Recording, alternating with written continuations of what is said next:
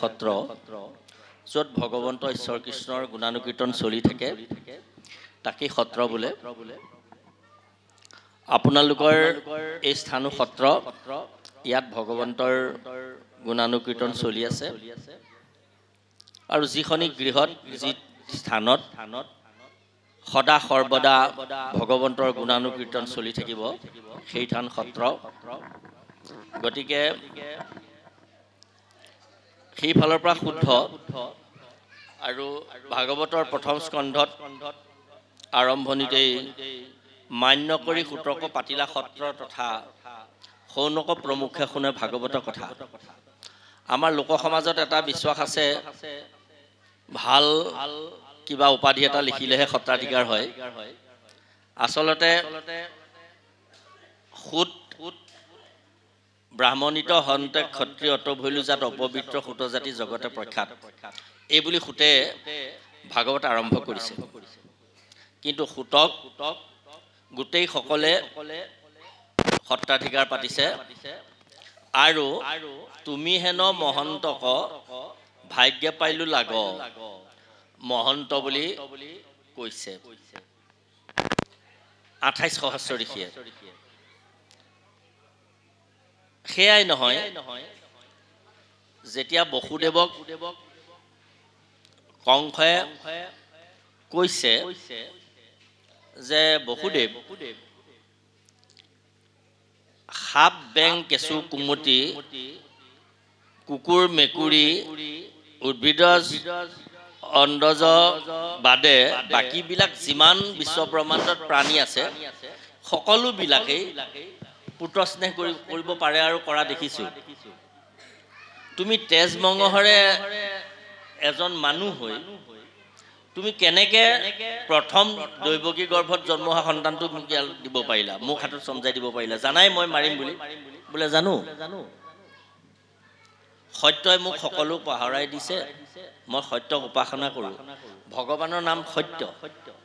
গতিকে সত্যৰ পৰা বিচলিত হোৱা মানে ভগৱানৰ পৰা বিচলিত হ'ম। গতিকে মই সত্যৰ পৰা বিচলিত কেতিয়াও হ'ব নোৱাৰোঁ আৰু সেইকাৰণে মই সন্তানটি তোমাক অৰ্পণ কৰিছোঁ। তেতিয়া সন্তানটো ঘূৰাই দি কংসই কৈছে যে জিতেন্দ্ৰিয় সত্যবাদী বসুদেৱ, মহন্ত পুৰুষ তুমি জানিলোঁ সাক্ষাৎ, তুমি সাক্ষাৎ এজন মহন্ত। কৃষ্ণৰ পিতৃৰ নাম জানা বসুদেৱ, ইহাংক মহন্ত বুলি সবে কৰে সেৱ। শান্ত শিষ্ট গুণযুক্ত যিজন হয়, ইহাকে মহন্ত বুলি সবশাস্ত্ৰে কয়। আৰু এক কথা কহোঁ শুনা সৰ্বজন, পৰম ৰহস্য কথা অতি বিদুপন। ৰূপ সনাতন দুই যৱন নন্দন, জন্মবধি মুছলমানৰ ঘৰতে আছিল, পৰে দুই গোস্বামী হৈল বৃন্দাবন। হেন জানি নাম ধৰ্মে জাতি ভেদ নাই, গোস্বামী লিখিলে শুদ্ৰে কিছু ছিদ্ৰ নাই। কোনোবা এজন লোকে ধৰ্মাধিকাৰ যদি হ'ল, তেনেহ'লে তেওঁ যদি গোস্বামী উপাধিও লিখে তেনেহ'লে একো দোষণীয় কথা হ'ব নোৱাৰে। জ্ঞান বিজ্ঞান তদং ৰহস্য, এহি চাৰি শিকি বুলি জানিবা অৱশ্য। চাৰি শিকি গোট খাইলে এটকা হয়, আতেষে শংকৰ ধৰ্মক এটকা বোলয়। শংকৰৰ ধৰ্ম যিটোজনে আচৰয়, এটকা মহন্ত বুলি সেইজন হয়। যিটোজনে শংকৰৰ ধৰ্মক নাদৰে এটকা মহন্ত বাজক সেইজনা হয়। যাৰ গাত জ্ঞান বিজ্ঞান তদং ৰহস্য, এই চাৰি বস্তুৰ জ্ঞান অন্তৰ্নিহিত হৈ থাকিব, সেইজনক মহন্ত বুলি কয়। যি জ্ঞান বিজ্ঞান তদং ৰহস্যনো কি? জ্ঞান বিজ্ঞান তদং ৰহস্য, গুৰুদেৱ নাম ভক্ত জানিবা অৱশ্য। জ্ঞান বিজ্ঞান তদং ৰহস্য, সত্য শৌচ ক্ষমা দয়া জানিবা অৱশ্য। জ্ঞান বিজ্ঞান তদং ৰহস্য, শংখ চক্ৰ গদা পদ্ম জানিবা অৱশ্য। মানে জ্ঞান বিজ্ঞান তদং ৰহস্য মানে শংখ চক্ৰ গদা পদ্ম। জ্ঞান বিজ্ঞান তদং ৰহস্য মানে গুৰুদেৱ নাম ভক্ত জানিবা অৱশ্য। জ্ঞান বিজ্ঞান তদং ৰহস্য মানে সত্য শৌচ ক্ষমা দয়া জানিবা অৱশ্য। গতিকে এই চাৰি বস্তু যেনেকৈ আমি আমাৰ ইয়াত গুৰু আসন প্ৰতিষ্ঠা কৰিছে মহাপুৰুষে, সিংহাসনত যি 4 স্তম্ভ দিলে 4টা খুৰা দিলে এই 4 স্তম্ভ জ্ঞান বিজ্ঞান তদং ৰহস্য এই 4 স্তম্ভৰ বিষয়ে যাৰ জ্ঞাত যিসকলে হৃদয়ংগম কৰি থৈছে জানে তেখেতক মহন্ত বুলি কোৱা হয় গতিকে আপোনাৰ সব মহন্ত খৈলে খৈলে ন মৌক্তিকং খৈলে খৈলে ন মানিকং মুক্তানাং ন গজে গজে সাধৱো নহি সৰ্বত্ৰ চন্দনো ন বনে বনে উপনিষদৰ শ্লোক কি ক'লে খৈলে খৈলে ন মানিকং শিলৰ ভিতৰত কেতিয়াবা মানিক ওলায় ডাঙৰ ডাঙৰ শিলবিলাক ভাঙিলে তাৰ ভিতৰতে এটা মানিক আছে মানিকটো বুজিছে নহয় এটা বৰ অমূল্য সম্পদ তাক তুলনা কৰিব নোৱাৰি শিলৰ ভিতৰতে মানিক পোৱা যায় কিন্তু সকলো শিলত মানিক নাথাকে খৈলে খৈলে ন মানিকং মৌক্তিকং ন গজে গজে হাতীৰ মূৰত মুকুতা নামৰ এটা পদাৰ্থ আছে সকলো হাতীৰ মূৰত নাই কিছুমান হাতীৰ মূৰত আছে সকলো হাতীৰ মূৰত মুকুতা নাথাকে কিন্তু মুকুতা হাতীৰ মূৰতে থাকে সকলো হাতীত নাথাকে সাধৱো নহি সৰ্বত্ৰ সাধুসকল সকলোতে নাথাকে সকলো সাধু হ'ব নোৱাৰে সাধৱো নহি সৰ্বত্ৰ চন্দনো ন বনে বনে আৰু সকলো হাবি দেখিলে সকলো বন দেখিলে গছ গছনি দেখিলে এইবিলাকক চন্দন বুলি ভাবিব নালাগে চন্দন ক'ৰবাত 2 এজোপাহে থাকে কিছুমান বনকহে চন্দন গছ বুলি কোৱা হয় সকলো চন্দন নহয় যেনেকে কালি জন্মদিন হ'ল ইলাৰাম দাস বাপিছৰ হয়নে বাৰু গতিকে বাপিছৰ এজনেই আহিছিলে সোণাৰাম চুতীয়া এজনেই আহিছিলে কৃষ্ণকান্ত সন্দিকৈ এজনেই আহিছিলে এইসকল এজনেই আহে আহিলে তেখেতসকল গ'ল আৰু গতিকে আৰু কোনো হ'ব নোৱাৰে তেখেতসকলৰ আসনলৈ তেখেতৰ নামটো কাঢ়ি এখেতৰ নিচিনাই এখেতেই বুলি এনেকুৱা বুলি ক'ব পৰাকৈ সেইডোখৰ আপুনি নিজেই কি শব্দ দি পুৰাই লৈ আপোনালোকে পুৰাই ল'ব পাৰিব মানে সেইটো বেলেগ এটা চেপ্টাৰ হয়নে বাৰু গতিকে কাৰ ওচৰলৈ কোনো গৈ সমান হ'বগৈ নোৱাৰে সেই সাধুসকলে মহাজনজনগতা স্বপন্থা মহাজনসকলে যিবিলাক পথ দেখুৱাই থৈ গৈছে সেইটোৱে এটা পথ এবছৰ ঠিক হৈছে আমি এইভাগ গুৰুগৃহতে আহি এইখিনি ঠাইতে বহি কিছু কৃষ্ণ কথা কোৱা হৈছিল খুব সম্ভৱ যোৱা মাঘ বা ফাগুন মাহত 23 চনৰ মাঘ বা ফাগুন মাহত মানে তেতিয়াই গম পাইছিলোঁ যে আপোনালোকৰ ইয়াত সাধু আছে সাধৱো নহি সৰ্বত্ৰ সকলো এতিয়াও বহুত গাঁও আছে সকলো গাঁৱলৈকে জগত বনিয়াক চন্দন কোঁৱৰক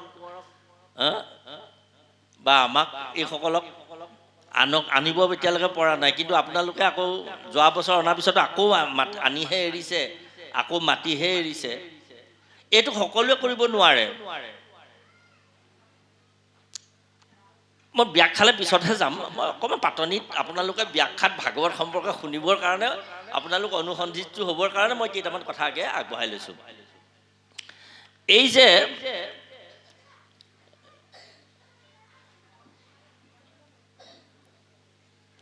সকলো লোক যেনেকৈ সাধু হ'ব নোৱাৰে বুলি যে আমি কোৱা হৈছে খন্তেক আগতে আপোনাৰ এই ঠাইখিনিত যোৱা বছৰ যে হৈছে আকৌ যে এবছৰ হ'ল অকণমান মই ৰামায়ণলৈ গৈ লওঁ ৰামায়ণৰ সৰু কাহিনী এটা ক'ম সীতাক ৰাৱণে হৰণ কৰি লৈ গ'ল জানে আপোনালোকে নিলে অশোকবনত বন্দী কৰি থৈছে ৰাম লক্ষ্মণৰ হাহাকাৰ লাগিল ইতিমধ্যে দৈৱক্ৰমে বালি সুগিবৰ ৰণ হ'ল এইবিলাক জানে আপোনালোকে মই ভিতৰলৈ নোসোমাওঁ হনুমানক আশ্ৰয় গ্ৰহণ কৰি ৰাম লক্ষ্মণে সীতাক অনাৰ ব্যৱস্থা কৰিছে। প্ৰয়োজন হ'লে যুদ্ধ হ'ব। তাৰ আগত লংকালৈ কেনেকৈ যাব লাগিব, কি কৰিব লাগিব, লংকাৰ লগত যোগাযোগৰ ব্যৱস্থা কৰিবৰ কাৰণে হনুক দায়িত্বটো দিলে, মাৰুতিক দায়িত্বটো দিলে। হনুমন্তক যেতিয়াই পঠালে ৰামৰ অনুচৰ হিচাপে, সেৱক হিচাপে, অশোক বনত আই গোসানী সীতাক বন্দী কৰি থৈ দিছে। আছে আই গোসানী অশোক বনত আছে। হনুমানে গৈ আইক বিচাৰি গোটেই চলাত কৰিলে। দেখিছে হনুমানে আচৰিত কথা এটা। কি দেখিছে? এই লংকাখন গোটেইখন সোণৰ। এই সোণৰ লংকাখনত যেনিয়ে তেনিয়ে চাইছে চব সোণেই। ইমান অময়াপুৰীখন, স্বৰ্গৰ নিচিনা ঠাইখন, কাষতে সাগৰখন আছে। এতিয়া যেনেকৈ আমাৰ মুম্বাইলৈ যদি আপোনালোক গৈছে, কাষতে সাগৰ, ইয়াতে মুম্বাই চিটিখন। এই যে কেলে ডুবি যোৱা নাই? হনুমানে ভাবিলে ইয়াত কোনোবা ভকত থাকিব, নহ'লে একেটা ঢৌৱে এইখন লুটিয়াই নাশ কৰিব পাৰে। কোনোবা ভকত আছে। কোন ভকত থাকিব পাৰে? এই আপুনি বাছেৰে ক'ৰবালৈ যাওঁতে আপোনাৰ কাষতে এনেকৈ চিধাই উঠি লৈ এফালৰ পৰা চাই যায় কোনোবা ভকত এজন আছে নেকি, ভকত আছে নেকি চাব। এই বাকীসকলেও ঠিক সেইটোৱে, আমাৰ মোৰ নিচিনা কোনোবা বহিছে নেকি বাৰু, এইটো চাই। এইটো তাৰমানে এই এওঁ চালে ইয়াত নিশ্চয় কোনোবা ভকত থাকিব। ইতিমধ্যে নিশা শেষ হৈছে, ৰাতি পুৱাও পুৱাও হৈছে। শংখধ্বনি এটা শুনিলে। শংখধ্বনিটো শুনি এই ধ্বনিটো ক'ৰ পৰা আহিছে? এইটো বৈষ্ণৱ নাট, কোনোবা নিশ্চয় বৈষ্ণৱ আছে ইয়াত। বিচাৰি গ'ল। দেখিলে এগৰাকী আই, এজন বাপ, এটি সৰু ল'ৰা। এই এনেকুৱা ল'ৰা এটি আৰু ৰাম নাম গাই আছে। ৰাম ৰাম ৰাম ৰাম ৰাম ৰাম ৰাম ৰাম ৰাম ৰাম ৰাম ৰাম ৰাম ৰাম মুখেৰে গাইছে, হাতেৰে কৰতাল বজাইছে বাপজনে, আৰু ল'ৰাটোৱে মাকে চাপৰি বজাইছে। ৰাম ৰাম ৰাম ৰাম ৰাম ৰাম ৰাম ৰাম ৰাম ৰাম ৰাম ৰাম ৰাম ৰাম গাই আছে। পিছতে এওঁ ৰৈ আছে। হনুমানে গৈ সুধিলে নাম সামৰাৰ পিছত, আপোনালোক কোন হয়? বোলে তুমি কোন হয়? তুমি এই স্বৰ্ণলংকাত প্ৰৱেশ কৰিছা, তুমি কোন? তুমি নাজানা ইয়াত প্ৰৱেশ কৰাৰ নিষিদ্ধ। তাতে তুমি যিটো ৰূপত দেখিছোঁ তুমিতো মনুষ্য নোহোৱা, তুমি কিবা মায়া কৰি আহিছা, তুমি কোন? বোলে মই আন একো নহওঁ, মই প্ৰভু শ্ৰীৰামচন্দ্ৰৰ দাস, অনুচৰ, সেৱক। গতিকে মই এই কাৰণে আহিছোঁ, আই অন্বেষণত আহিছোঁ। গোটেই কাহিনীটো ক'লে। আৰু তুমি কোন? বোলে মই ৰাম ভক্ত বিভীষণ, এয়া মোৰ পত্নী সৰমা, এটি মোৰ ল'ৰা। আৰু তোমালোকে ৰাম নাম গাই আছা, তাৰমানে তোমালোক ৰাম ভক্ত খাটাং? বোলে খাটাং। হনুমানৰ আনন্দ লাগিলে, সেৱা কৰিলে উভয়ে, আলিংগন কৰিলে। তাৰপৰা তোমালোকৰ আগত দেখোন একো মূৰ্তি চূৰ্তি নাই? বোলে নাই। এই যে ধনু এপাত দেখিছা? বিভীষণে ক'লে এই ধনু এপাত দেখিছা? কাঁড় এডালৰ সৈতে বেৰখনত বোলে দেখিছোঁ। আমাৰ এয়াই আৰু। তাৰমানে লংকাত ৰাম ৰাম ৰাম ৰাম গোৱাটো সিমান সৰু কথা নহয়। ইয়াত ৰাম ৰাম গোৱাৰ কাৰণে মোৰ মহা বিপদ। ৩২টা দাঁতৰ মাজত যেনেকৈ জিভাখনে খুব সাৱধানেৰে চলি জিভাখনক বচাই ৰাখিছে, তদ্ৰূপ ময়ো এই লংকাপুৰীত ৰাৱণৰ চিৰশত্ৰু শ্ৰীৰামচন্দ্ৰ, তেওঁ মোৰ আৰাধ্য দেৱতা, তেওঁৰ নাম গোৱাটো সিমান সৰু কথা নহয়। গতিকে সেই ৩২টা বোলে মই বুজা নাই, ৩২টা দাঁতৰ মাজত জিভাখনে নিজক বচাই ৰখা দি মই বচাই ৰাখি নাম গাইছোঁ। তাৰমানে বোলে মোক ভালকৈ বুজাই দিয়ক, এই বুজাবলৈ কিটো আছে আৰু? ধনুপাত দেখিছা নাই? বোলে দেখিছোঁ। এদিন মই এভাগে আমি তিনিওটাই নাম গাই থাকোঁতে কোনোবাই ৰাৱণক ক'লেগৈ, ৰাৱণে খোলা তৰোৱাল লৈ আহিল, তহঁতি মোৰ চিৰশত্ৰু নাম গাইছ, নাম বন্ধ কৰ। তেতিয়া কৈছোঁ যে ইয়াত কি দেখিছা তুমি? বোলে একো দেখা নাই। তেনেহ'লে আমি ক'ৰ ৰামৰ নাম গাই আছোঁ? তোমাৰ নাম গাই আছোঁ, আমি নিজৰ নাম গাই আছোঁ। তোমাৰ নিজৰ নাম মানে বোলে জানা শ্ৰী ৰাম, আমাক মাধৱ পুৰুষে এইটোকে লিখিছে যে নামঘোষাত, জানা শ্ৰী ৰাম নাম নিজ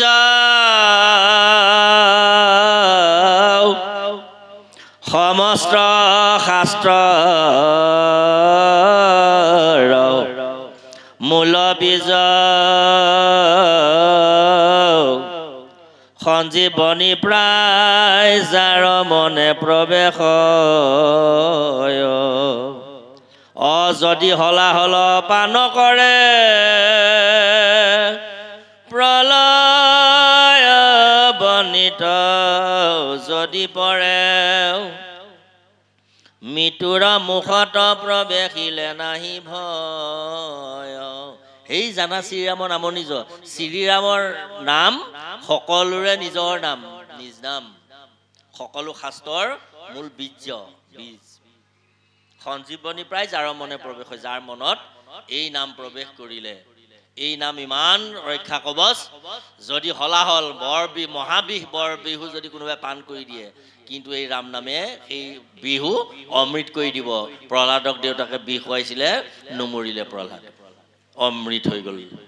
গতিকে এই নাম গাই আছো। ৰাৱণক খোলা তৰোৱালে কি কাটিব?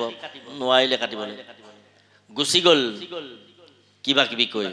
আৰু এদিন কোনোবাই লগাই দিলে, সেইদিনা আহিলে তৰোৱাল পাত লৈ কাটিব বিচাৰিছে। মই তেতিয়া কৈছোঁ যে দাদা তুমি এটা কথা জানা, তোমাক মই কৈছোঁ বাৰে বাৰে যে শ্ৰীৰাম আমাৰ নিজ নাম গাইছোঁ। ৰাম নাম এয়া দশৰথ পুতেক ৰাম নহয়, নিজ নাম গাইছোঁ। মই বুজাই নাই, তই মোক বুজাই দে। মই বুজাই দিলোঁ, বুজিছা হনুমান? বোলে কেনেকৈ বুজালে মোক কওকচোন। এই ৰাৱণক ক'লোঁ, দাদা তোমাৰ নামটো কি? বোলে ৰাৱণ। অঁ শুদ্ধ। তোমাৰ নবৌৰ নামটো কি? তোমাৰ পত্নীৰ নামটো কি? বোলে মন্দোদৰী। এতিয়া চোৱা, মই যে কৰতাল যে মাৰি আছোঁ, ৰাম ৰাম ৰাম ৰাম ৰাম ৰাম ৰাম ৰাম ৰাম ৰাম ৰাম ৰাম ৰাম ৰাম। ৰাম নামত তাল মিছ কৰিলে নাম গাব নোৱাৰি। তাল বজাই, তালৰ চেৱত তাল মানে লয়টো ৰক্ষা কৰি গাব লাগে। এতিয়া ৰাৱণ মন্দোদৰী, ৰাৱণ মন্দোদৰী মই ক'ত তাল দিম? তোমাকো ভাল পাওঁ, নবৌকো ভাল পাওঁ।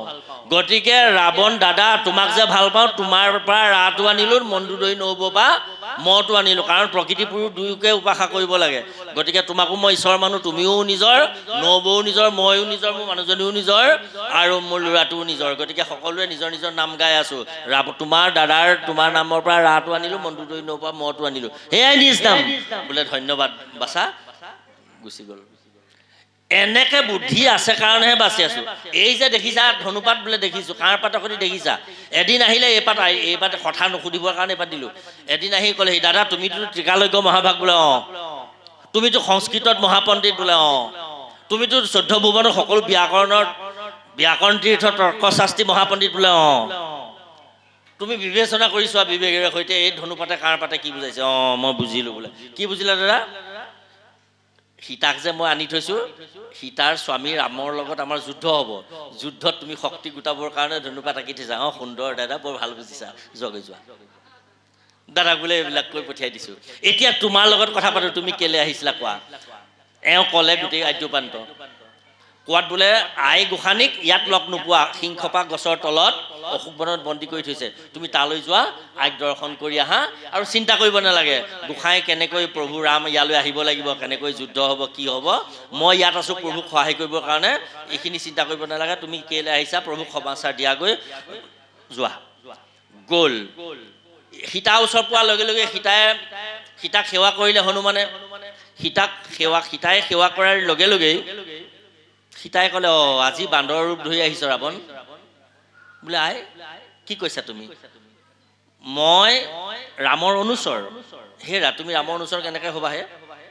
মই অযোধ্যাত ইমান দিন থাকিলোঁ, বনবাসত ইমান দিন থাকিলোঁ, দণ্ডকা বনত থাকোঁতে মোক ৰাৱণে হৰণ কৰি আনিলে, সিমান দিন তোমাক মই দেখাই পোৱা নাই। তুমি কেতিয়া ৰামৰ অনুচৰ হ'লা? অনেক কথা বুজাইছে, নুবুজে। অঁ আই হনুমন্তই কঁকালত কৌপিন এডাল পিন্ধি গৈছিলে, কৌপিনৰ মাজতে এই আঙুঠি এটা লৈ গৈছিলে, আঙুঠিটো উলিয়াই দিলে বোলে, এই আঙুঠিটো চোৱাচোন। সীতাই চালে, তাকে ৰাম ৰাম লিখি থোৱা আছে দেৱনাগৰী আখৰে, মানে হিন্দী আখৰত ৰাম, সুন্দৰ। এই নাম ৰাম এইবিলাকত ভকত ভাগত এইবিলাকত বিকাৰ নাই। গতিকে ৰাম লিখি থৈছে যেতিয়া অবিকাৰী ৰাম, সঁচা, তোমাক মই গ্ৰহণ কৰিছোঁ। এতিয়া শুনা, মই যে তোমাক সন্দেহ কৰিছিলোঁ মাৰুতি, এই কেতিয়াবা কেতিয়াবা ৰাৱণে চৰাই হৈ আহে, কেতিয়াবা পশু হৈ আহে, কীট পতংগ হৈ আহে, সাপ হৈ আহে, বেং হৈ আহে মোৰ ওচৰলৈ। সেয়া হোৱাই নহয়, কেতিয়াবা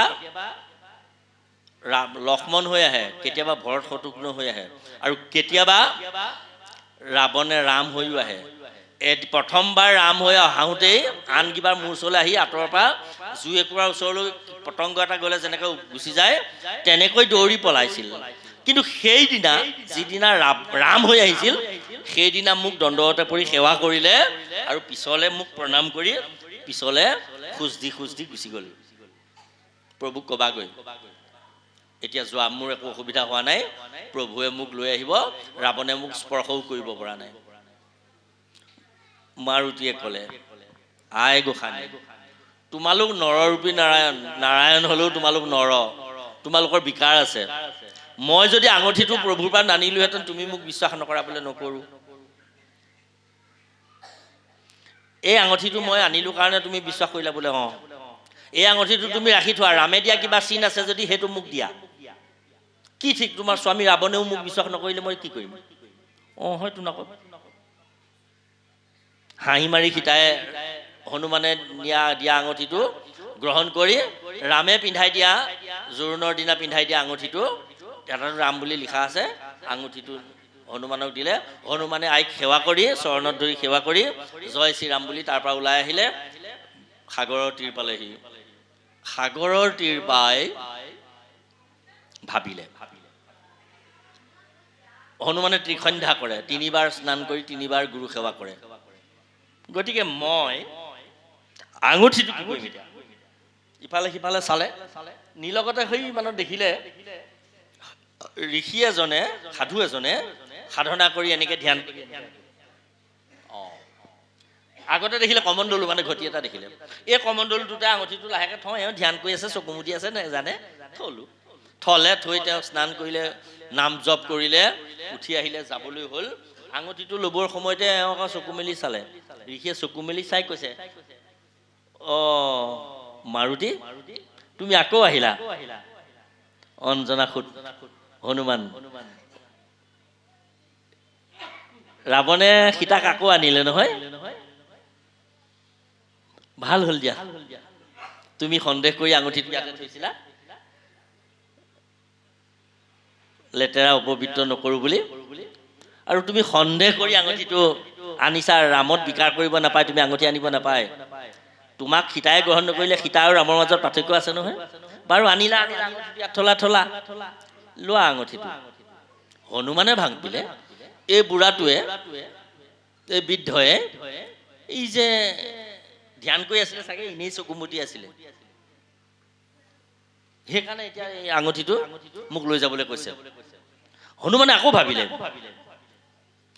তুমি আকৌ আহিলা মাৰুতি? অঞ্জনাসুত, বায়ুপুত্ৰ, ধৰ্মপুত্ৰ হনুমান, সীতা গোসাঁনীক আকৌ আনিলে নহয়। আকৌ আনিলে মানে আকৌ কোনে আনিলে? ৰাৱণে আকৌ আনিলে নি? এবাৰহে আনিছে। আকৌ আহিলা তুমি, আকৌ আনিলে সীতাক, তুমি আকৌ আহিলা। ই আকৌ যে কৈছে, মই কথাটো বুজা নাই, কি কৈছেনো বুঢ়াটোৱে? বোলে তুমি কি ভাবিছা? ঋষিয়ে ক'লে, বোলে ভাবিছো কথা এটা। বোলে একো ভাবিব নালাগে, তুমি আঙুঠি লোৱা, তুমি চোৱা আঙুঠিটো ইয়াত আছে। হাতখন দিলে ভৰাই ঘটিটোত, দেধাৰ আঙুঠি, বহুত আঙুঠি, 3-4টামান উলিয়াই আনি চালে, একে আঙুঠি, ইটোতো ৰাম লিখা আছে, ইটোতো ৰাম লিখা আছে, কোনো গুণে ইটোৰ লগত ইটোৰ পাৰ্থক্য নাই। আঙুঠি সোপা থৈ আকৌ ভিতৰত হাতখন ঘুলুকি চালে, বহুত আঙুঠি আছে। ঋষিয়ে ক'লে, তুমি আঙুঠি সোপা লিখি চোৱাচোন। 28টা আঙুঠি পালে। থলে থৈ, প্ৰভু মই একো বুজা নাই, মোক কথাটো অকণমান দয়া কৰি বুজাই দিবনে? হনুমানে সুধিলে ঋষিক। ঋষিয়ে বোলে,